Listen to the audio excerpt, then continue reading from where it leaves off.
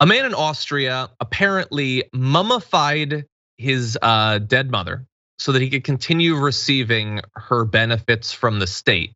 The woman is believed to have died in June last year of natural causes, but was kept in a cellar by her 66-year-old son. The man has since pocketed a total of 50,000 euros in social welfare on her behavior. In US dollars, it's close to $60,000. He admitted in questioning that he froze her body with ice packs in the basement after she died to guard against the smell. He then wrapped her in bandages to absorb any corporal fluid. Once he ran out of those supplies, he covered her with cat litter, which completed the mummification process. Now, along the way, there were some issues with this plan. His brother came asking where their mother is. Well, he said that she was in the hospital. The suspect would get his mother's benefits by post every month, but a new postman had recently asked to see the beneficiary. When the son refused, he reported to the authorities and the body was discovered on Saturday. He said in questioning that he didn't want to forego his mother's money. He's believed to have been financially unable to pay for the funeral or keep the house he'd shared with his mother without the monthly stipend. That said, geez, what do you think of the plan? You know, we all go a little mad sometimes. He should have followed through with the psychotrope and dressed up as her and committed many crimes. At least he didn't do that. That's true. Part of you though is like, good job. Is that weird? Part of me is like, yes. You know, she died already.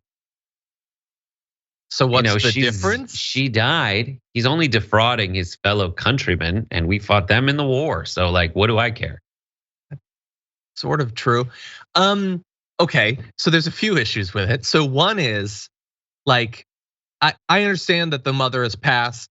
You know, what happens to her body does not in any real sense matter. Louis C.K. had a bit about that, but like, I don't know. I feel like I want to imagine that my family is gonna treat my remains with respect and not like stick them in a shed so that they can get social security payments. Like, it just seems so fundamentally demeaning to a life that was lived.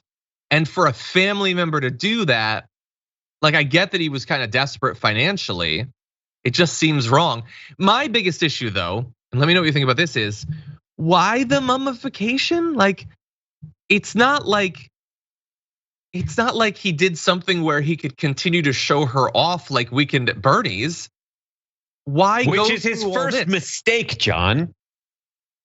A lot of slapstick gallows humor to be had in that concept.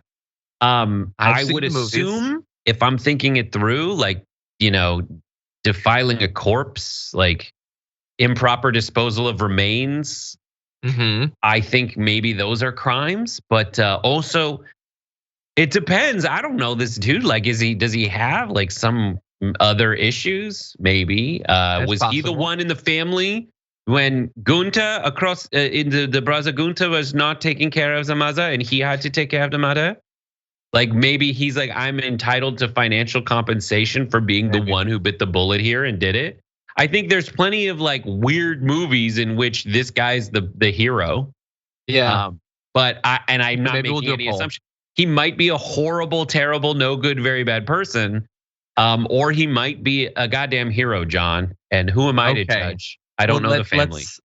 Let's leave it up to the audience then. Maybe we can throw up another poll on Twitch. There it is. Twitch. Let's do that. That's the enthusiasm we seek. That's what we need. That's what we need. But anyway, yeah, just don't do this to my body when you're done. I want to be frozen and eventually reanimated once medical science catches up to whatever the Pop-Tarts have done to my body. Do you have to write that in the will? Like, just so you know, if you are considering the mummification basement approach, hard pass. Thank you. Yes, still, I'm being very clear. Yes, I would be totally fine just being on a tube, eating soup. Don't let me die ever.